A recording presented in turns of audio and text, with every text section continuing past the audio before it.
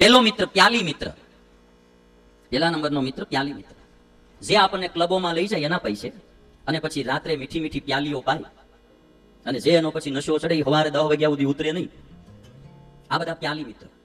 જે આપણને દારૂ પીતા કરે, જે આપણને સ્મોકિંગ કરતા કરે, માવા ખાતા કરે, આવા વ્યસનોમાં ચડાવે, આ બધા પ્યાલી મિત્રો છે.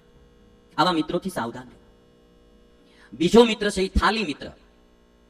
એ આપણને એના પૈસે સારી હોટેલોમાં લઈ જાય, મોટેલોમાં લઈ જાય, અને પછી ત્યાં જઈને નો ખવડાવવાનું અભક્ષ્ય બધું ખવડાવે, અને ધીરે ધીરે આપણે હિન્દુઓ હોય છતાં માંસ ખાતા કરી દે, ઈંડા ખાતા કરી દે, નોનવેજ ખાતા કરી દે, તો સમજવું કે આ થાલી મિત્ર છે.